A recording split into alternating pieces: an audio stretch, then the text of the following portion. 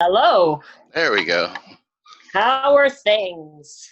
Oh, they're going. How are things for you? Pretty good. I can't complain. Just stuck inside the house like the rest of the world, pretty much. It's so crazy. It's such a crazy time Strange right now. times. Yeah. Strange What times indeed. What have you been doing to stay, I guess, sane during this time? Working on some music stuff. Reading a lot. Like I've been reading a lot more. I've probably read more books in the last month and a half than I have in the last 5 years. So that's really cool. Doing a lot of fitness. Just sitting in the backyard when it's nice. Just Nice. trying to be in the moment, I guess. Try not to go too crazy. Yeah. I mean, it's every time I turn the news on, it just keeps getting freakier and freakier, and I'm not really much. I know. I'm not that type of person to sit around looking at the news and oh, what, I guess the president says we should do this. I don't. Yeah. What inject disinfectant? Yeah. Totally. Go ahead. It's Just crazy. drink it, snort it, whatever you. Yeah.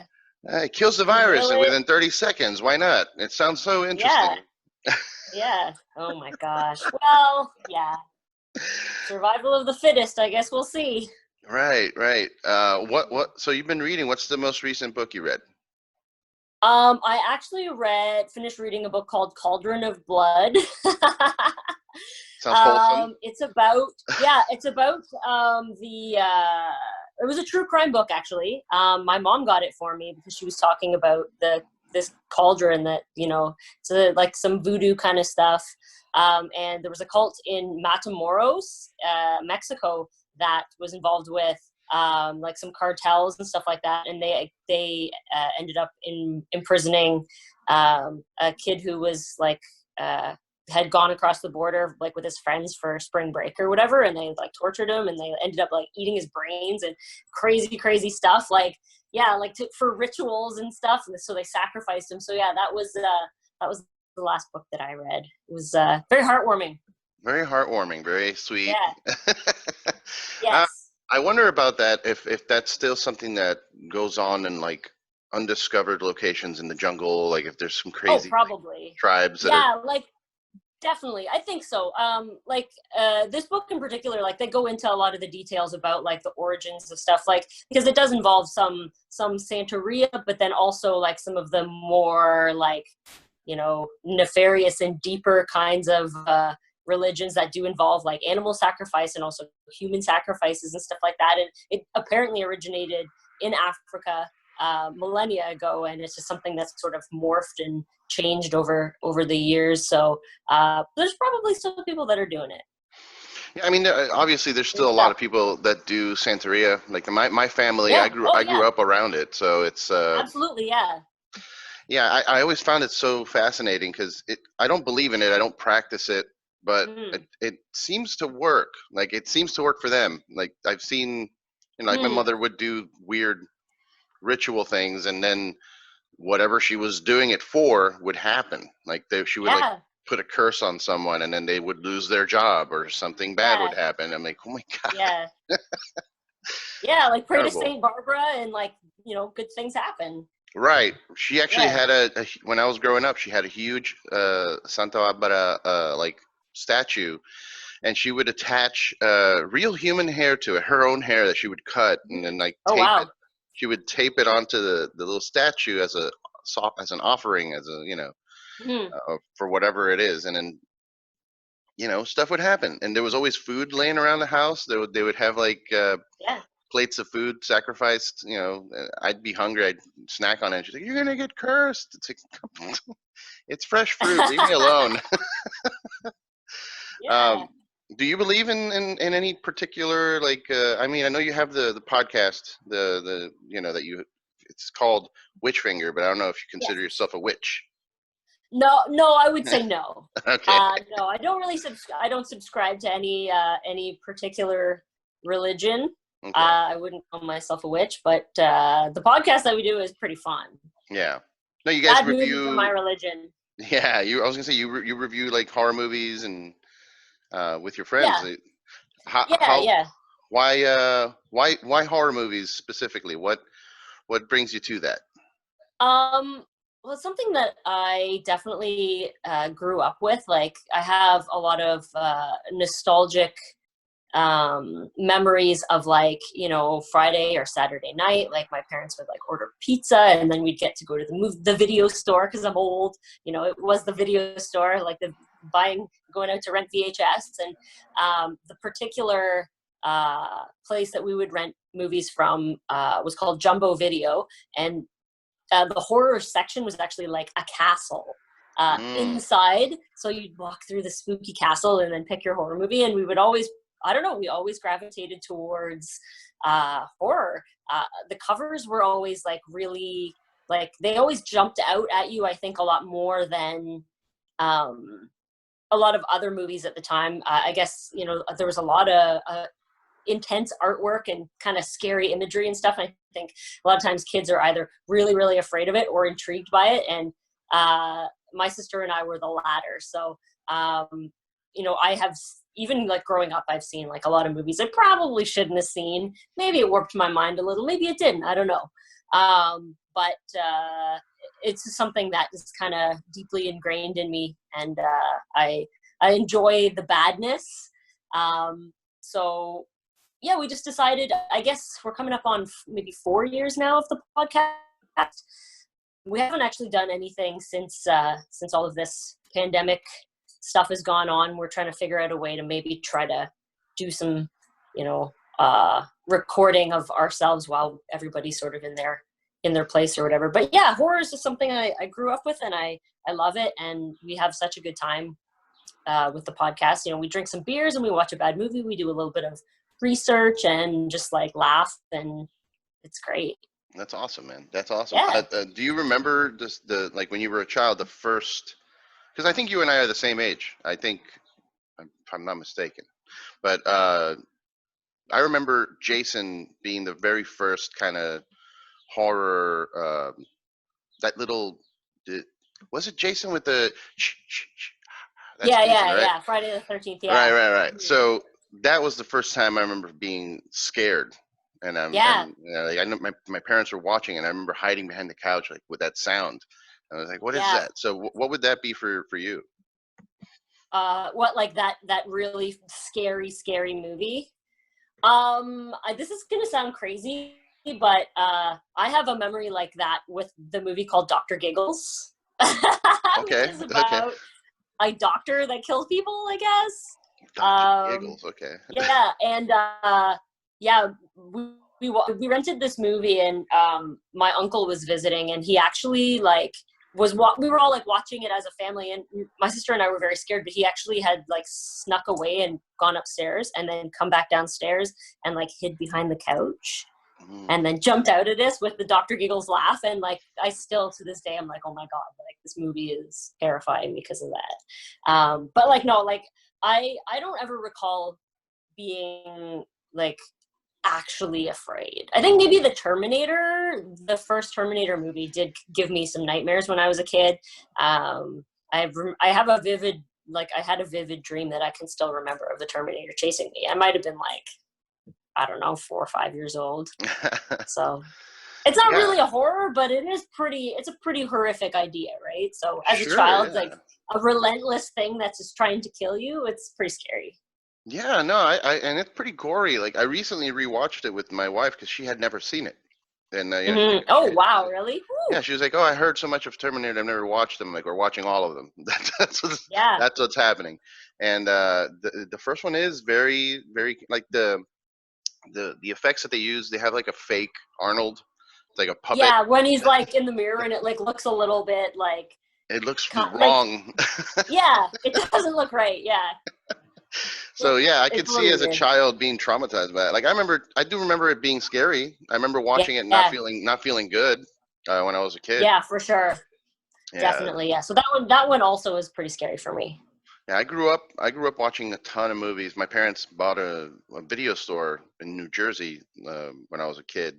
So I would spend a lot of my time just in the store watching movies, and then I would also help them fake not fake, but I would add subtitles to movies because it was in a Oh. predominantly like Latino neighborhood, and a lot of the movies weren't available.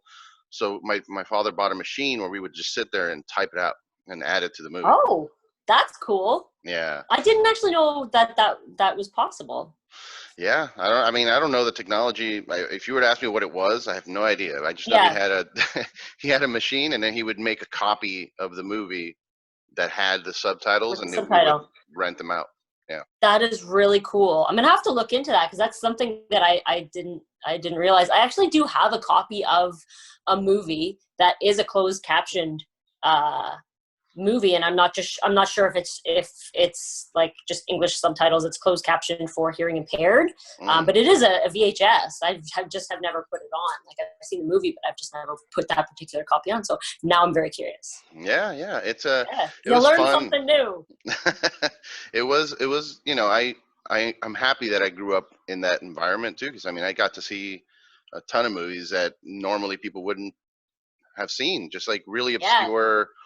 I wish my memory was better and I could remember all of them, but there's a lot of just obscure horror movies. Like the one that stands out the most, it's kind of, you know, it's not that obscure anymore. It's kind of a cult classic, would be like the Killer Clowns from Outer Space. Yeah, that's a great movie. I remember renting that one as a kid too. And we actually did that on the podcast. Oh, maybe nice. Like 3 years ago. Yeah. Now we're starting to get into the real bad stuff. So, eventually you run out of good horror movies, and then all you're left with is the shit. You got to keep going. I more than ever, the more recent horror movies don't do it for me. Like they're pretty bad, and not in the good cheesy bad kind of way. Just kind of just not well done. And it's hard for me to feel. And I don't know if that's in part due to me being desensitized from so many years of horror movies and terrible things happening, that it doesn't really do much for me, a horror movie these days. It has to be psychologically traumatizing for me to be, kind of like, ugh, I don't want to see that anymore. Yeah, well, I haven't caught up too much on like a lot of new stuff. Like every so often something will come along and be like, this is a great new movie. The one that comes to mind just right off the top of my head that's like kind of new, I would say maybe in the last 4 or 5 years, is It Follows. Have you seen that? No, I have not, but I think it's on Netflix still. I've been meaning to watch it because my buddy Richard did the soundtrack, the Disaster Piece. Yeah, and the soundtrack is incredible. Yeah. But yeah, that movie is one of those movies that like comes along every so often, like in terms of newer horror.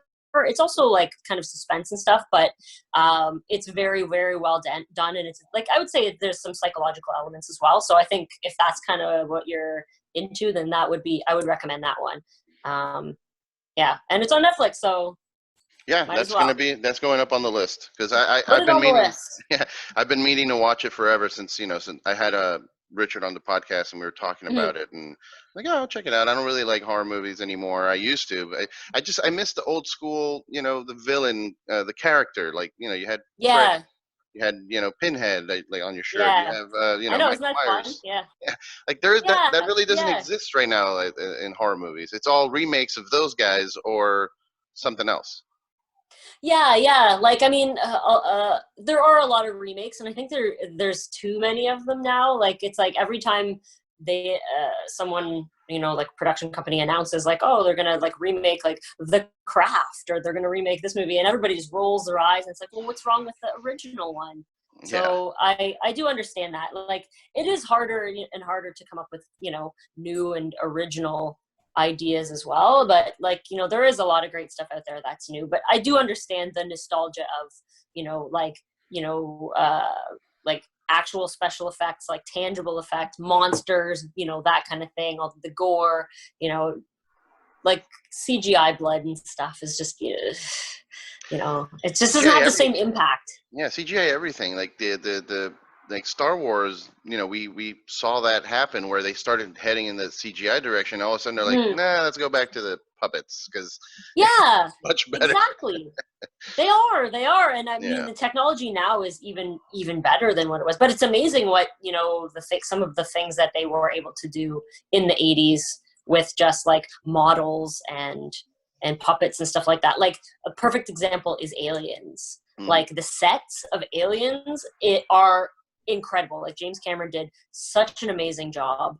And like a lot of this stuff is just models. It's all like forced perspective and stuff like that. And I just think it's genius. Yeah, it requires to me it requires more work, which I'm just a fan of that. Like the more work you put in, the better it's going to be. And I'm not saying that obviously computer programmers and people sitting in a computer, designing this stuff isn't work. It's just not the same. It's not the same as building out a set or building out a puppet and make sure that it looks real. And I watch documentaries of those old like what's his name, Tom Savini, like sitting there crafting like each little individual eyebrow hair and those type of things are way more interesting to me than just doing it on a computer. For sure. It's still art, like the CGI and the computer effects. It's still art, but it's just a different medium. And sometimes I think, painters and sculptors and stuff, it's just like a certain extra thing that you need to have that kind of talent, right? Yeah. Like you might be able to create something in like a computer, but like, could you sculpt that in real life? Do you know what I mean? It's just two very different things. Yeah, and I hope it doesn't go away. You see less and less of it as technology advances, and it makes things easier to just go the CG route. But I hope there's still people going out there and trying to do it by hand, because it's relevant to music too. Like, if your music is entirely sequenced or just programmed on a computer, it never really registers with me as much as if you had a band with instruments performing. Yeah, for sure. Yeah, and I mean, that is it's a whole other topic, but at the same time, it does kind of relate. And even the same thing is like people just like home studios and like doing everything in like Axe Effects, like just having one little thing to like do everything, whereas like the full studio experience of like miking up all of your amps and like moving everything around, and like it is a little bit different.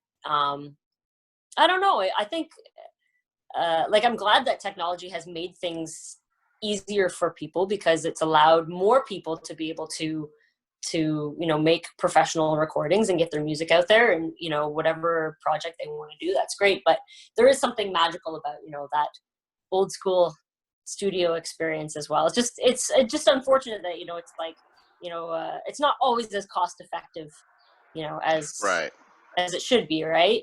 Or like, because like back in the day you spent like a month in the studio, and the label had lots and lots of money to pay for it, and that just doesn't happen anymore. Yeah, there's no labels. I mean, they're labels, but they're not doing what they used to do in terms of support.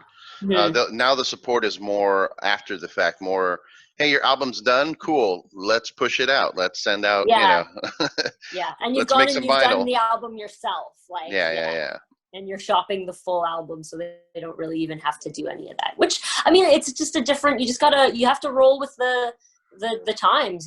Things are different, things have scaled down.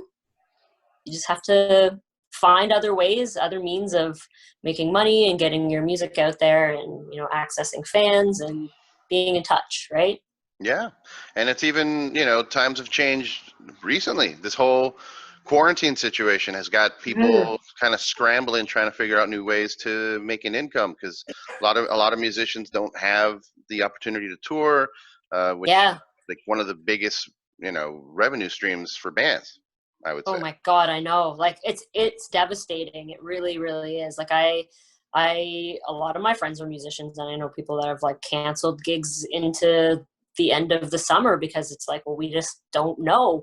And maybe things will be opened back up again in July, but then is that enough time to give people to like feel comfortable going to shows again too, because it's like one thing to say, okay, we're back in business, you know, life is heading back to normal, but are people going to feel comfortable, you know, going from being sequestered in their home alone to going to a show where there might be 500 people there, you know, like, are they going to feel comfortable and okay with that? I think it's going to be a transition. I think it's going to take a long time for people to want to gather again in that capacity.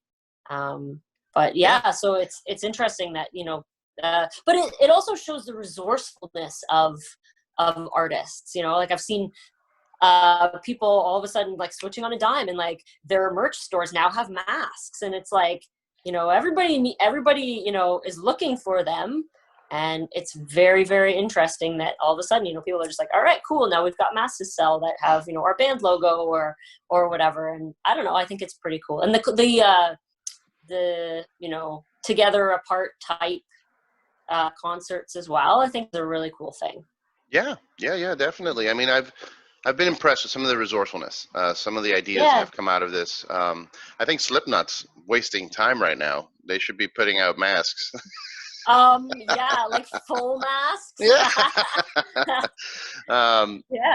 But yeah, no, that is, you know, it's cool to see that. I like to see the Twitch streaming. I like to see, one thing that I've been seeing a lot of is, not a lot, but I've seen it, collaborative, like people from different bands getting together on Zoom or something and doing a cover of a song or something like that. Like, that is really, really cool. Yeah, like Chelsea Wolfe and my buddy Liam and a couple people did a Crazy Train, but like I saw that, yeah, like a spooky one, and I love that.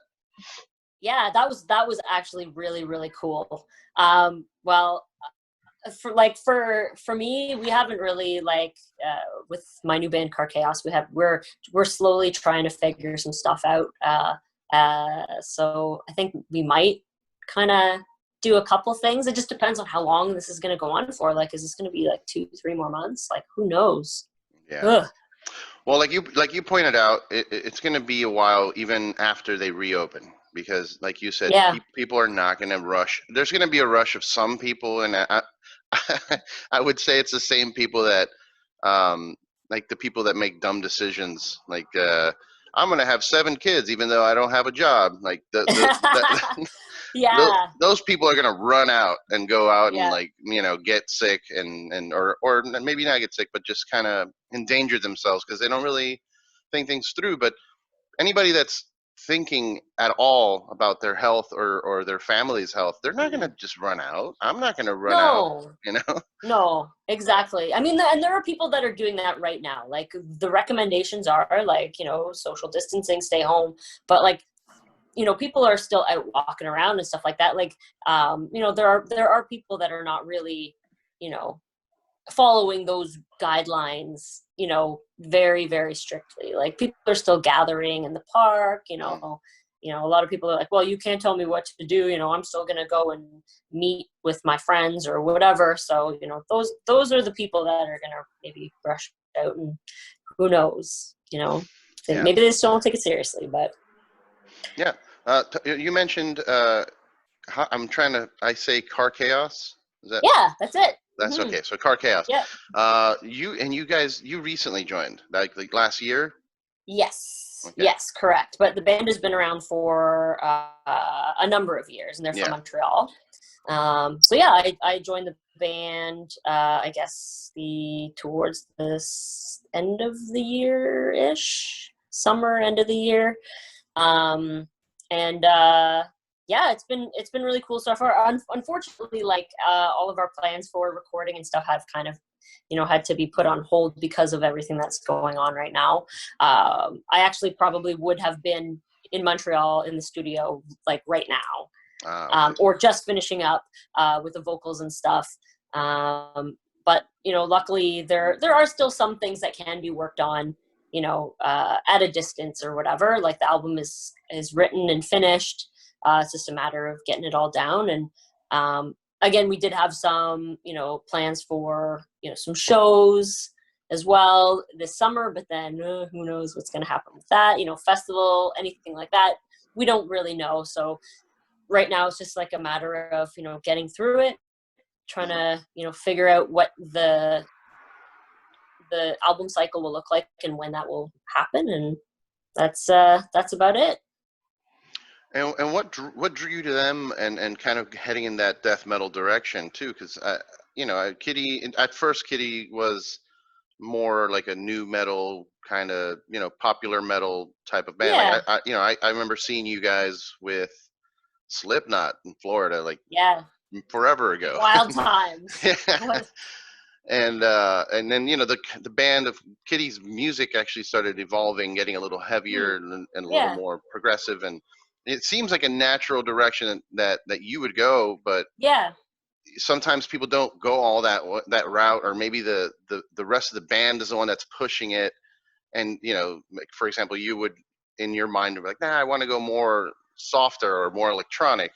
So what kind of bands kind of influenced you to head more into the heavier and faster and darker of death metal?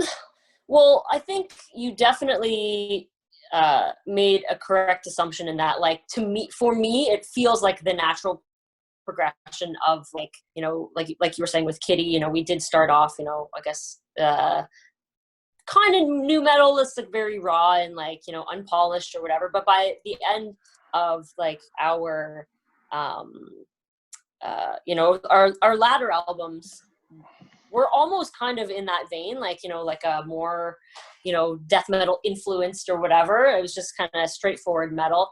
And I don't know, I personally, for me, I'm drawn to not just the music, but, like, there's a level of professionalism that I find in the band that is something that is very refreshing for me, as someone who is a veteran of you know, the music industry, been doing it for a really long time. It's amazing, you know, how professional they are, like on the business aspect of things, but also just, like, technically as well.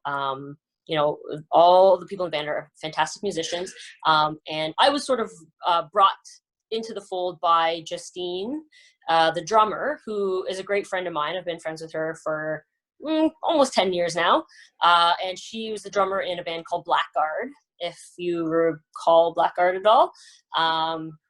Yeah, she's an amazing musician and a great friend of mine. And they had parted ways with their previous singer, Vicky.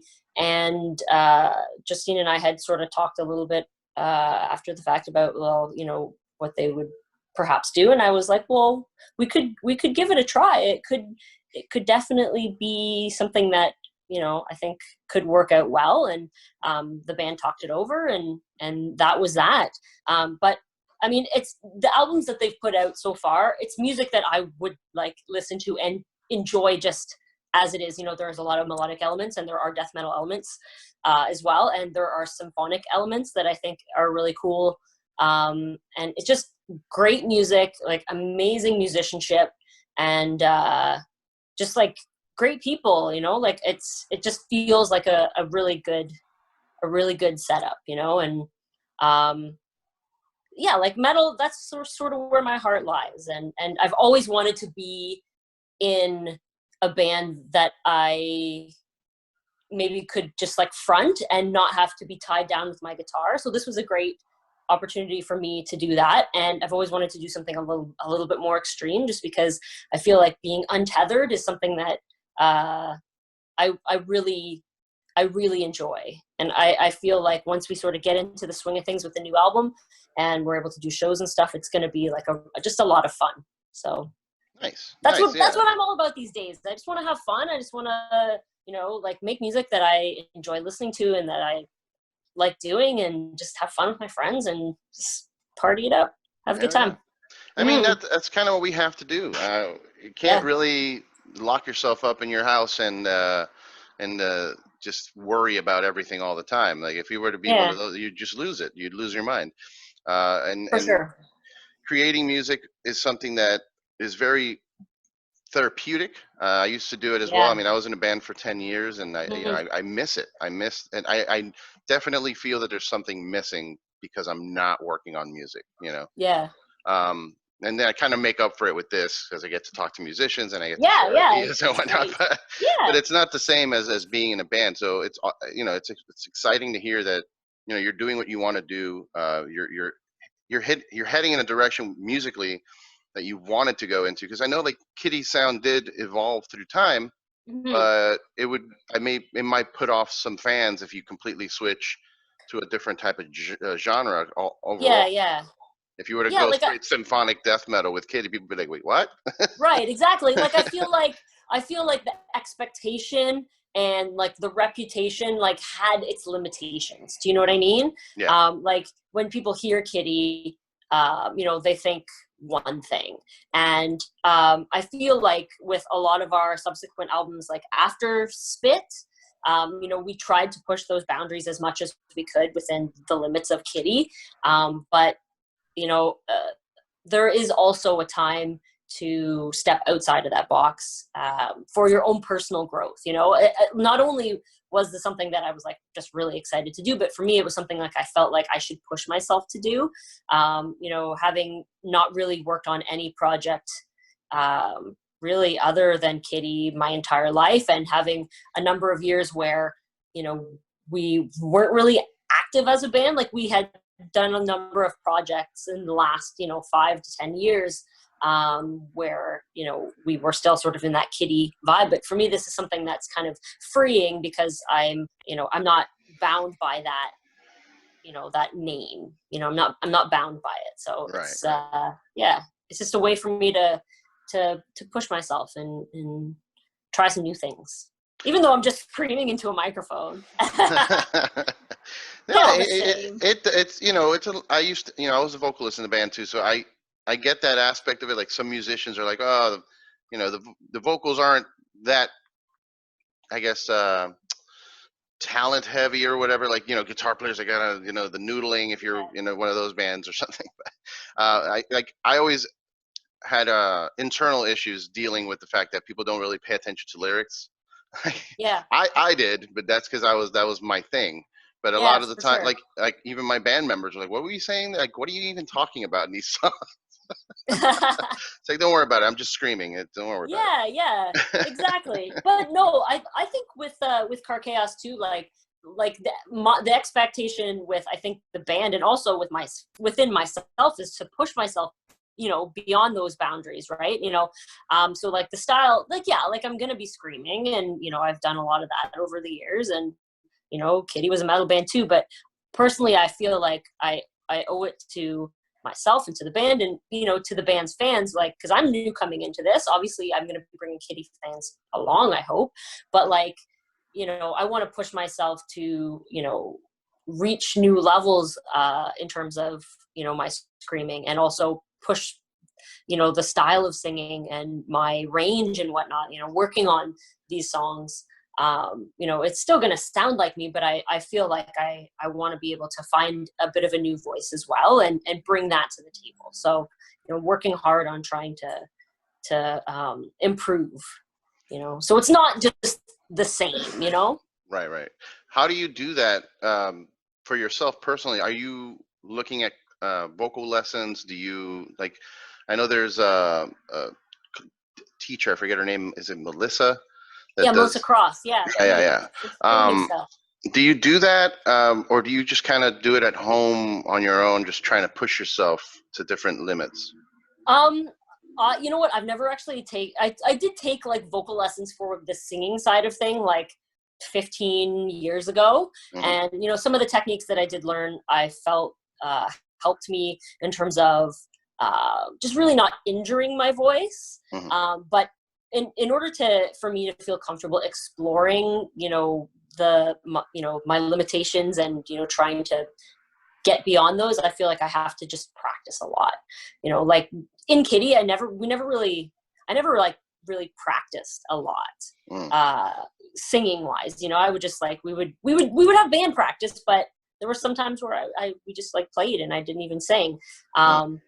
And so I think for me, it's just like a lot of repetition, a lot of trying new things, and just like experimenting with, you know, with my voice and whatnot. And I think also a lot of it is really just confidence in age as well.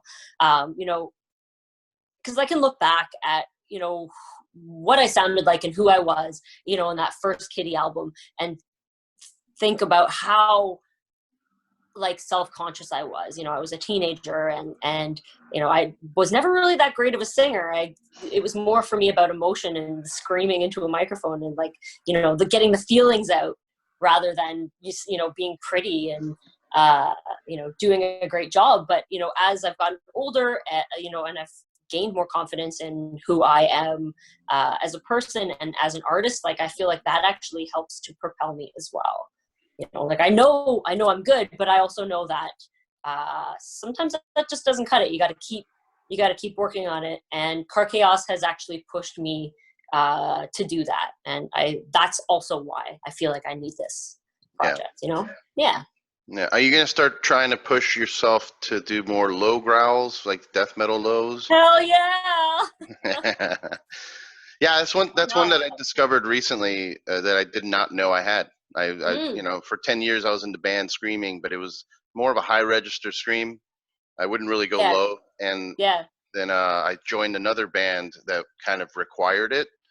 And I just kept, you know, just in my living room, like, whoa, like just trying, you know, different things. And eventually it got to the point where I felt comfortable pushing that out, you know, from your gut and everything, just kind of, and having it be loud. Because, you know, some people you'll see like young kids in, you know, doing videos online where they're just like, ooh, and it's all fake and just kind of, they're holding it here. And it's like, no, you need to project. So exactly. it'd be interesting to hear where you go in terms of lower registers. Yeah, like I have like kind of just my like natural, like kind of in the middle, and like, you know, unfortunately I was born a small woman, so it can only go so low. You know, sometimes I wish I had a man's voice. I could just get like a transplant and just like get some like corpse grinder. Oh my goodness. Well, like, you need a neck that's that about this big. I know. I would need like a neck surgery as well for that in order to fit it all in there. Yeah. But yeah, like, so yeah, I'm gonna hopefully be trying some new stuff, and, you know, I want to try some lows and some highs, and yeah, just I think it'll be it's fun. Yeah. I also saw you're working on something called Winterlvst. Yes. Yeah, Winterlvst. Yes, Winterlvst. Yeah. So that actually is another project that I've been keeping very close, my cards very close, because it's taken so long for this album to be finished. But it's also a project with Justine, ATA, who is in Karkaos, also was in Blackguard, and Francois Leduc, who runs a studio that Silver Wing Studio in Montreal, where like Blackguard recorded and whatnot. And Winterlvst is like something that the three of us have been working on for probably, it's been like at least 5-6 years. And it just kind of started off with like an idea to try something kind of electronic and different. And we ended up doing an entire album. And it's completely like, it's like really kind of dark, kind of synthwave, really very moody and kind of chill. And that's something that we were like, okay, like we have all the artwork, everything's ready, but then it's like, okay, well, this, you know, the virus stuff kind of happened, and it's like, well, then we can't get together for a photo shoot. We can't get together to maybe do a video and all that stuff. So some things are on hold. But that's an album that, because it is all like very electronic and whatnot, I don't know how much like, you know, touring or how many shows that we could do, but it's something that is a passion project of mine, and we've been working on it for a really long time. So it's like completely the least metal thing ever. yeah, I heard a clip of it. It's pretty good. You know, John Carpenter-ish, you know. It shows that old school horror influence that you have, you know, because it's interesting that a lot of metalheads kind of are attracted to that world. Like a lot of my metal dudes, like Municipal Waste guys, and like, you know, dudes that are really into metal, also they'll hit me up with like, hey, check this out, and it's just keyboards. I'm like, Okay. Yeah, this is cool. I like it too. Yeah. It falls into the, I'm trying to think of like Carpenter Brute, which is obviously John Yeah. Carpenter influence. Love, yeah. I love Carpenter Brute. That's, that kind of vibe. Perturbator. Like, yeah, very, very cool as well. Dance with the Dead. Yeah. Another amazing band. But so it does kind of fall in line with that, but I feel like it is like a little bit more laid back. Like there's no, like bands like Dance with the Dead, like there are guitars in the music and whatnot. We don't really have any of that. So it's just like something symphonic and cinematic, very much so. There's a lot of strings as well, a lot of symphony stuff in there. Definitely lots of movie type influences, whether it be, like you said, John Carpenter, or just like the music, just like that would be in the background of any movie that you might be like, well, that's kind of interesting. It's just very emotional and evocative. Yeah. Cool. I also have here, if you wanted to give us like a top 5 horror movies that you would watch during this during the quarantine. Like what are the top 5 that you have to watch? All right, top 5. Okay. Well, recently I've actually thought about a top 5. So I think off the top of my head, it would be Return of the Living Dead. Okay. Which is one of my favorite movies. That one is it's kind of funny. It's kind of silly. Yeah. It's a good one. Is that the one where they have the kids are at the graveyard like messing around, or is that the Return? There's like punk. Yeah, there's like a bunch of punks and stuff, and they are at a graveyard, and Linnea Quigley takes her tits out, and it gets wild, and it's crazy. Okay, so that is the one I remember. Yes, yeah. So that, and with the Tar Man, like the guy that he was in the drum or whatever, and he comes out. And yeah. I remember that. Yeah. Yeah. So that is essential. The Night of the Living Dead remake, the 1990, I believe, version. Yeah, I'm pretty sure it was directed. I think Tom Savini directed it. That's one of my favorite movies as well. Tony Todd is in it. It's like incredible. It's the special effects are Tom Savini, of course, so amazing. Mm-hmm. So yeah, that's definitely one of my favorite movies, horror movies of all time to watch. Halloween 3. Do you know how that movie is crazy? I don't remember it. I mean, I'm pretty sure I watched it, but I don't remember what. Yeah, so Halloween 3 is the one where it doesn't make any sense with the rest of the franchise. Like Michael Myers is not in it at all. It's so bonkers.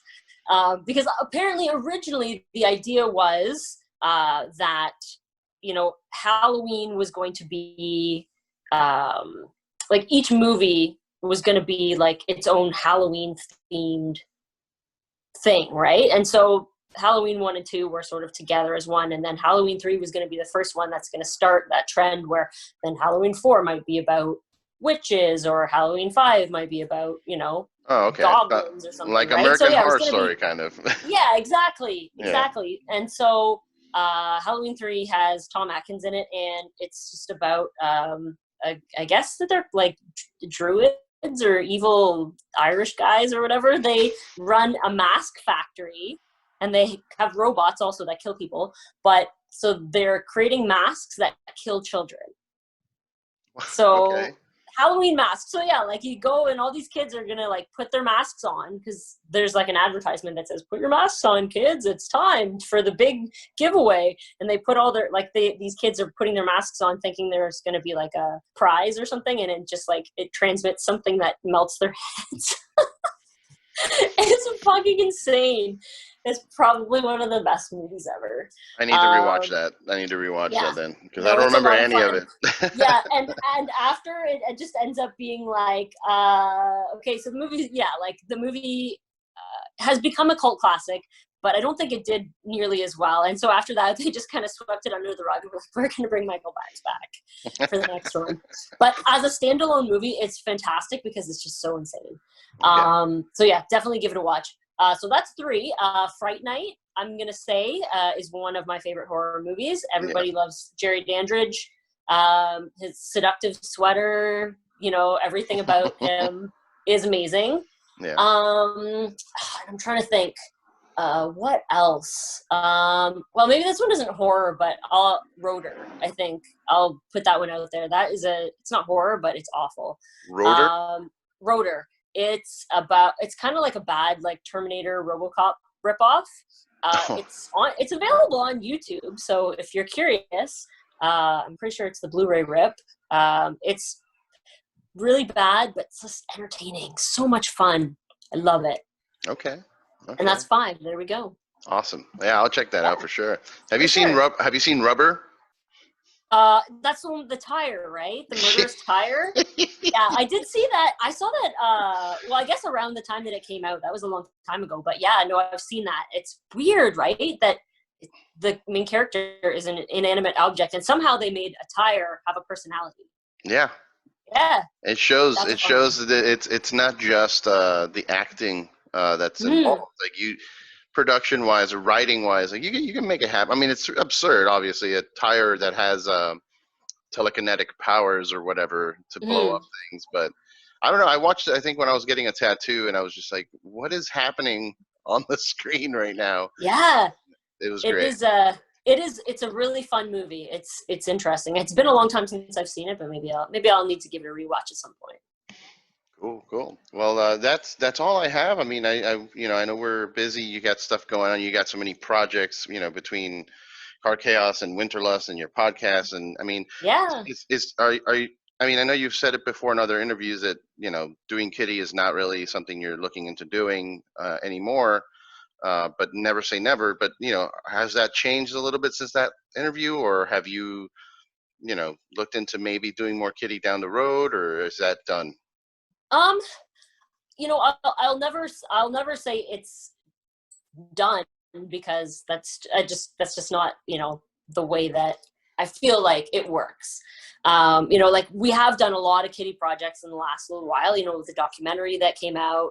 And then we also did the live at the London Music Hall as well, which was a part of, like, that whole thing. And, like, that was a project that literally took so much time. It took, like, from start to finish, the documentary, it was like about 5 years. Wow. It's an incredible amount of money and work. And then when it came down to everything, you know, just like, you know, just all the little details, you just realize how much goes into, you know, a documentary or making a movie. I couldn't even imagine, you know. So that kind of tired me out a little bit. But, you know, as far as music is concerned, you know, that's something that I would never say that it's never going to happen. It's just, I think that there's going to have to be something that kind of comes along that sort of maybe inspires us all to sort of get together and whatnot to you know, even, you know, do one song or whatever. And in which configuration, who knows as well, right? Because, you know, there are a lot of people who have been in the band. Like, currently, I guess technically it's just Tara and Mercedes and I that are in the band. So, yeah, I don't know. Like I said, you know, never say never, but things are still where they were at that point. Yeah, nothing's really changed. Right before the whole quarantine situation, there was a lot of bands doing like not reunions, but like anniversary shows. Like, you know, 20th anniversary of this album, or, you know. Yeah. Is that something that you ever even considered, like, going back and doing an anniversary show for the first album, or? Well, I mean, this year is the 20th anniversary of Spit, so if we were going to get it done, it would need to be pretty quick. But I mean, technically the show that we did at the premiere for the documentary in 2017 was our anniversary of the band, 20th anniversary show. And that show, we had like a number of different incarnations. We had the original Kittie lineup play, you know, a set, you know, the Oracle, you know, the, you know, I Failed You and In the Black. So like that was like a huge thing. But yeah, so I don't know. Probably not for now. Yeah. Not in the near future anyway. Yeah. I mean, we'll see. Time will tell. Cool. Well, let's plug away all the different things. I mean, do you have a social media for Winterlvst?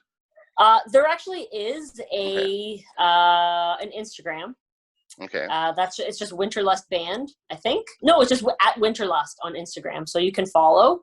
And is the U in Lust, is it a V? Because it looks like a V. Okay. It is. So Winterlvst with a V instead of a U in the Lust. Okay. Yes. Yeah. Right. And so whenever we do start, you know, putting up, you know, teaser videos and whatnot, that's going to go there, I guess, for now. Yeah, so hopefully new music for that project soon. Karkaos is just on Instagram, Karkaos Official, and also do a search on Facebook. We're there as well, just Karkaos. Kittie, of course, is Official Kittie on Instagram, and Kittie Page on Facebook. I don't know, we did it in 2007, so it was the Kittie Page.